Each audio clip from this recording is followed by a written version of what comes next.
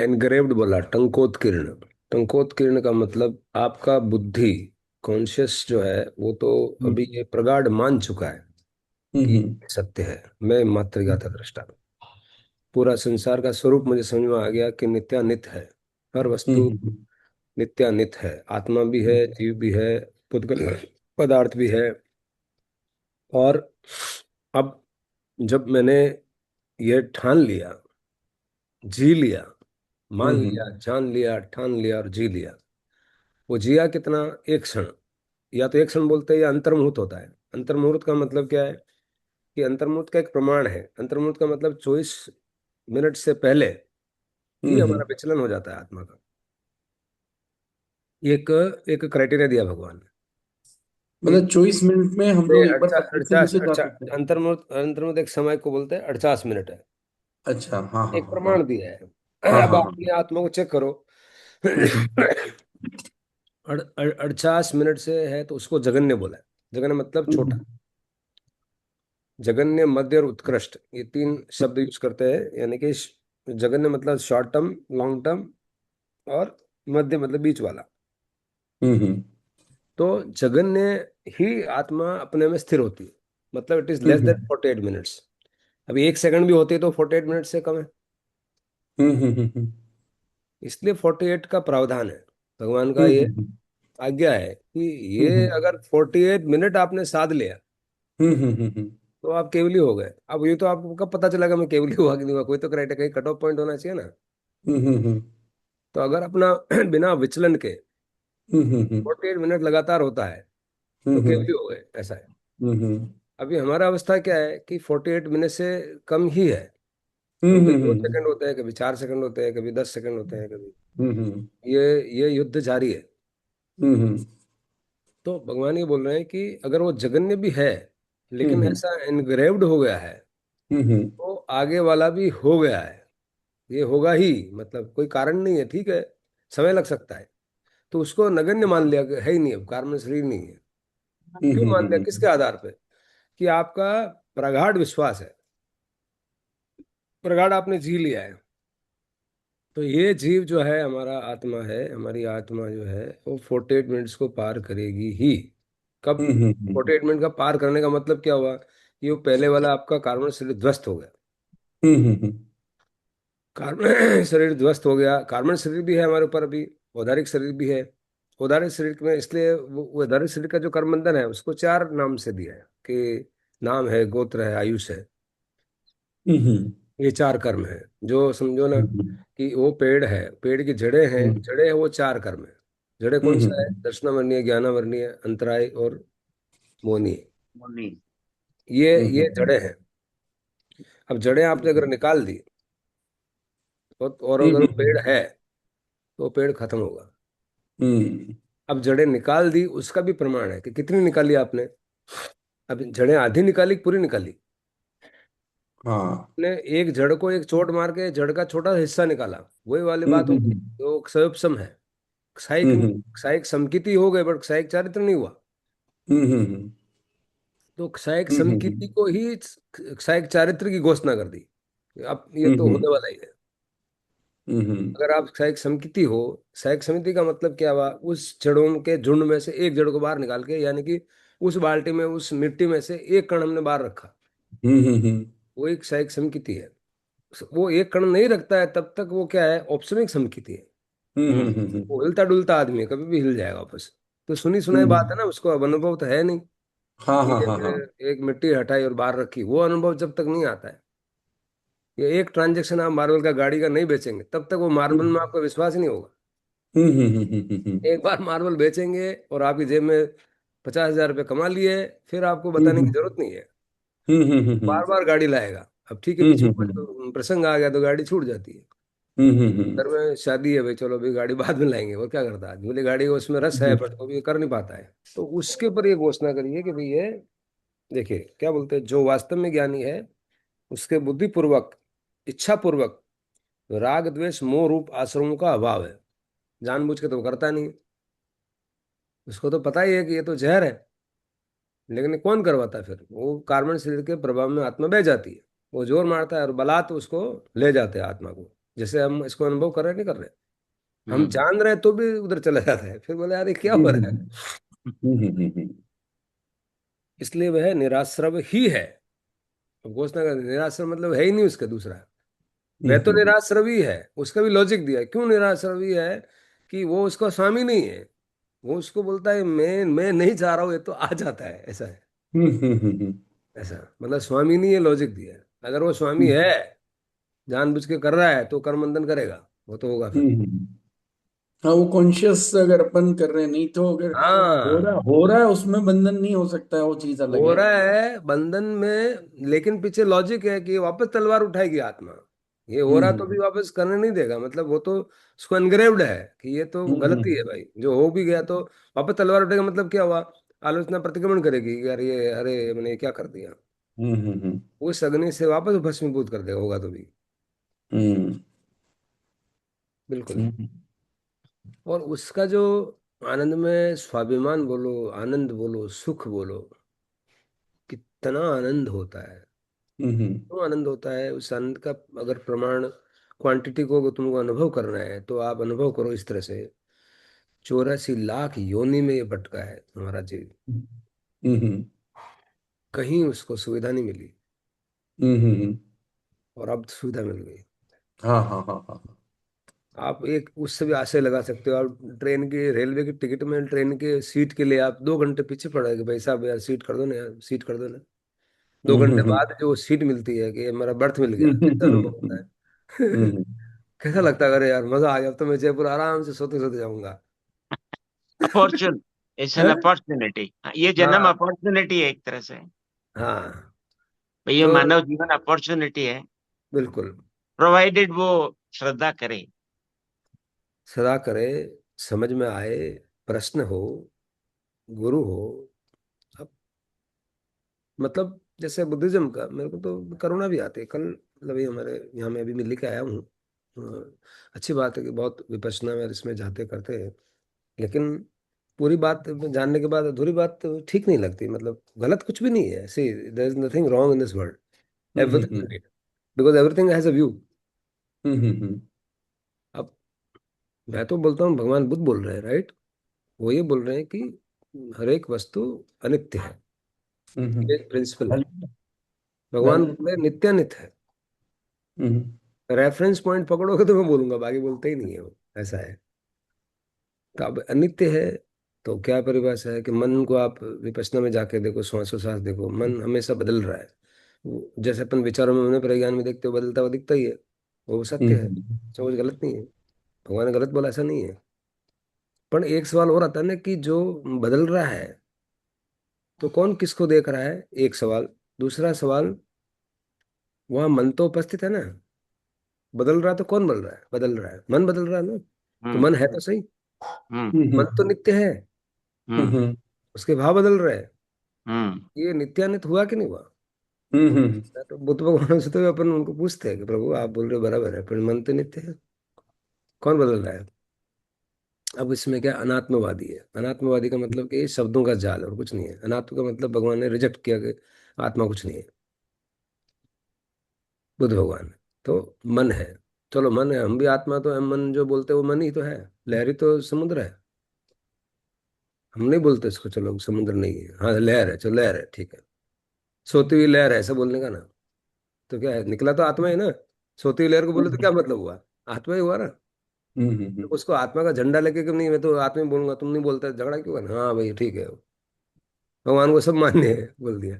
पर वो लहर और जो समुद्र रूप है कोई वस्तु, वो तो है ही है ना, उसको आप कैसे नकार सकते हो।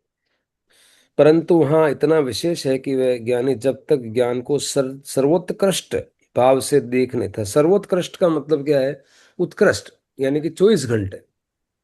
हमारा अभी जगन्य है, जो अपन बोलते हैं ना, एक क्षण के केवली है। हाँ हाँ। तो वो सर्वोत्कृष्ट है। सर्वोत्कृष्ट का मतलब पूर्णमासी का चांद, हम्म भाव से देखने, जाने और आचरण करने में अशक्त वर्तता हुआ, जगन्य भाव से ही ज्ञान को देखता, जानता और आचरण करता है। जगन्य भाव से मतलब वो 48 मिनट्स के अंदर ही रहता है, समय दृष्टि।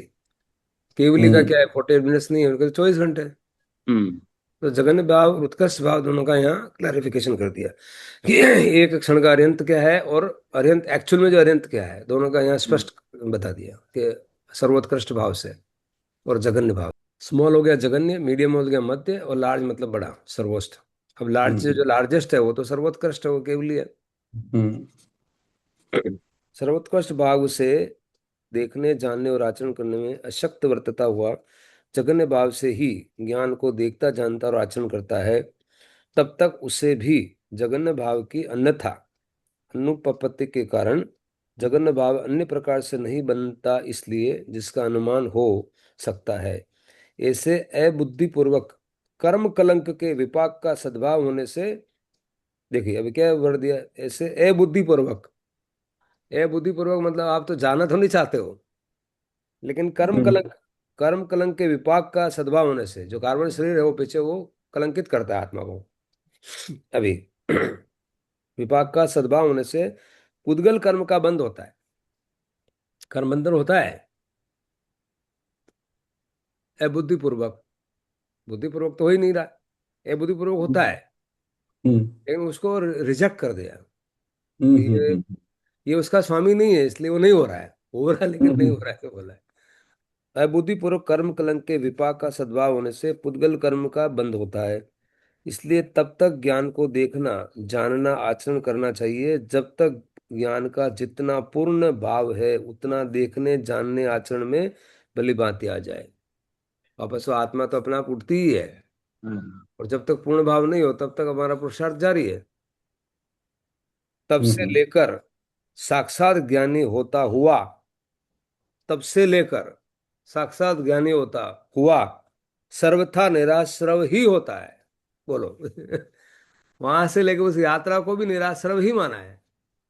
हम्म, यात्रा भी जारी है और निराश्रव भी कह रहे हैं।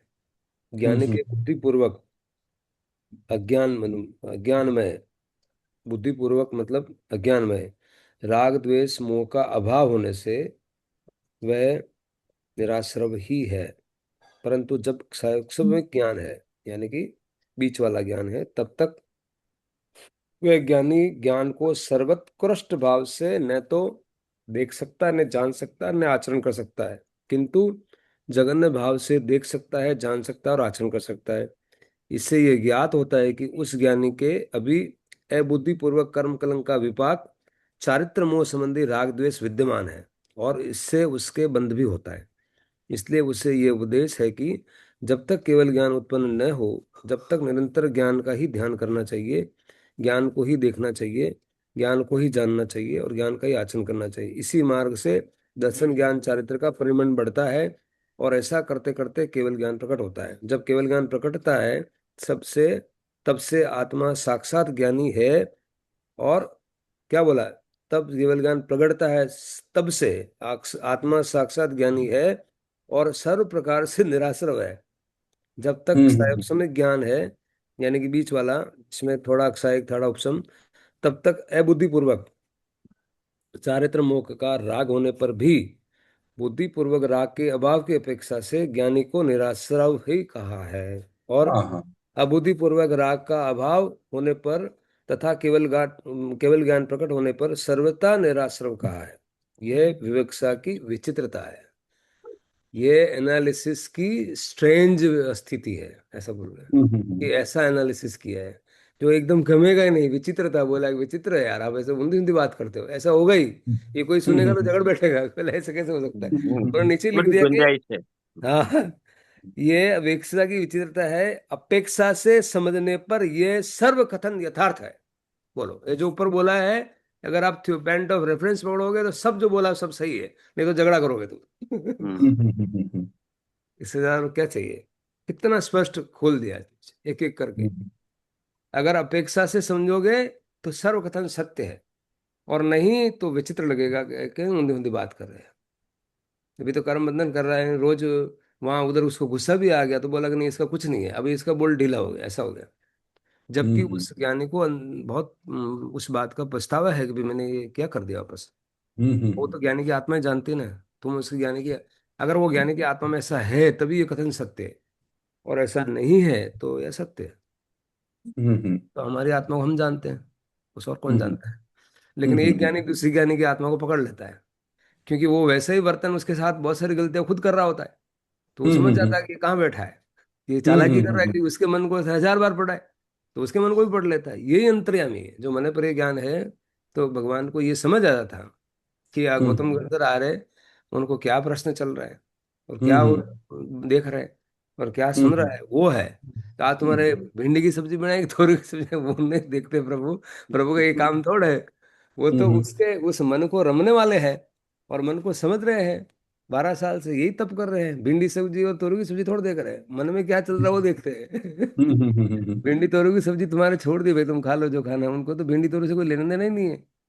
उनको तो आत्मा से ही लेने देना कि क्या चल रहा है। इसलिए वो पकड़ लेते हैं ज्ञानी को कि ये कहाँ बैठा है। और आपको खुद को, जब आप इस चीज में रमे हुए हो, तो आप सामने वाले को देख लोगे ये आदमी कहाँ तक पहुंचा है, इसकी प्रगति कितनी हुई है, ऐसा।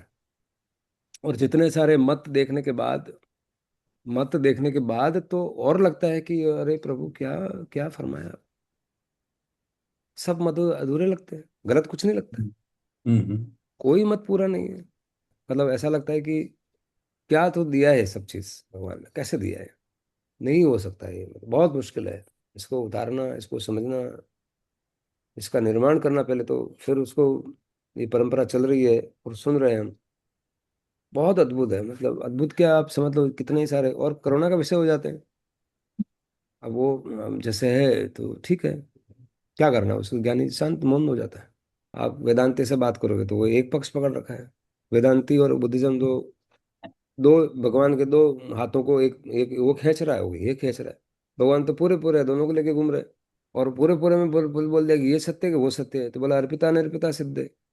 हम्म और अर्पिता सिद्ध अवस्था में तो क्या सत्य है, सिद्ध अवस्था में मात्र कहता है सत्य, और कुछ नहीं है भाई। लेकिन वहां भी सिद्ध अवस्था में भी चेंजिंग है, चेंजिंग है, लेकिन वो इसे अपने रूम में घूमने जैसा है बस। मूवमेंट तो जारी रहेगा, मूवमेंट कभी खत्म नहीं होगा, क्योंकि वस्तु का स्वभाव ही ऐसा ही है। उत्पाद वय ध्रुवोक्तम। बट उसके जो आयाम है, उसका एम्पलीट्यूड है, वो एम्पलीट्यूड उतना ही है जो आत्मा आत्मा में विश्राम करे, बस उतना ही है। शांति भंग नहीं होती उनकी। एम्पलीट्यूड तो वहां भी है, बट एम्पलीट्यूड बहुत सूक्ष्म है, और अपने आप में रहते हुए बस। ये है स्वरूप आत्मा का, उत्पाद वय ध्रुवोक्तम। ये स्वरूप को उतारना समझना, कितना खेल किया होगा भगवान, कितना इस पर चिंतन किया होगा, कितने अपने पर प्रयोग किए होंगे, तब ये बात को निकली। इतना प्रयोग करने के बाद समझने लगते हैं। मतलब इस बात को अंदाजा लगाओ आप, मतलब ऐसा नहीं लगता है कि कितना चिंतन मनन करके भगवान ने बात रखी होगी। बहुत बड़ी बात है। और बात रख बहुत। रहे हैं, बात को फिर रख रहे हैं, तो जिसने पकड़ लिया एंटीना, जो लग गई, नहीं लगी तो फिर भगवान तो यही बोलते हैं, करुणा के सागर हैं जो क्या बोल रहे हैं, हाँ सुन दीवानों के लिए, भगवान को। हम्म, जैसी तुम्हारी आत्मा को सुख, जो मुझे लगा मैंने बताया, अब तुम्हारी आत्मा को सुख। मतलब बेहद बहुत। ठंडक का विषय है आत्मा के लिए। इतना स्पष्टीकरण जो आचार्य है, कुंद आचार्य, उनको आज समर्पण करने का समय है कि क्या वो बता के गए। और उसके बाद जिन्होंने ये लिखा है, एक एक एक चीज को स्पष्ट कर दिया पूरा, लेस मात्र भी सिंसियर है, ऐसा ऐसा स्पष्टीकरण कर दिया। और ये भी कर दिया कि ऐसा विचित्र है, लेकिन सर्वकथन सत्य है, नोट मार देने से। इसलिए लिख रहे हैं कि तुम उलझोगे शायद, नहीं समझ में आए, हम्म, उलझ सकते हो। हम्म हम्म लेकिन अपेक्षा से देखोगे तो सर्वकथन सत्य लगेगा। नहीं तो पहले मन में नहीं मानेगा कि अभी भी पाप कर रहा है, तो यार कैसे वो तुम हाँ बंद नहीं होगा। जी हाँ। पाप कर रहा है और बंद नहीं होगा, ऐसे कैसे हो सकता है। हम्म फिर इसका लॉजिक बता दिया, हम्म, और बंद है वो भी बता दिया। बंद है लेकिन नहीं है, दोनों है उसका रीजन बता दिया, नहीं है उसका रीजन बता दिया। हम्म, जगन्य भाव है, पूर्ण भाव नहीं, इसलिए बंद होगा। लेकिन अबुद्धिपूर्वक है, इसलिए नहीं है कोई। This is called as justice, this is called as logic, this is called as nyaya. न्याय कर दिया, दूध का दूध और पानी का पानी। जितना सुने, जितनी बार रिपीट करे, उतनी बार मजा आवे। ये कभी खत्म ही नहीं हो, ऐसा लगता है। भगवान ने वो नहीं खीर डाली जो, वो कटोरी में खत्म ही नहीं होती है। इतनी खीर है, खाते ही रहो आप, और मन भरता जाएगा। मतलब मन में मजा आता रहेगा। जी भर के जीना जो है ना, वैसा एक विषय है। जी भर के जियो आप इसको, ऐसा है, तो भी खत्म नहीं होता है। और सबसे बड़ी बात है कि इन इन इस शरीर में इंद्रियों जागृत में ये बात समझ में आ रही है, तो और वो एनग्रेव्ड होगा। एनग्रेव्ड होने के बाद फिर इंद्रियों की वैसे भी जरूरत नहीं है, वो वैसे भी साथ में नहीं आने वाली है। लेकिन जो साथ में आना चाहिए वो आ गया, एकदम निर्भय हो सकता है। नमो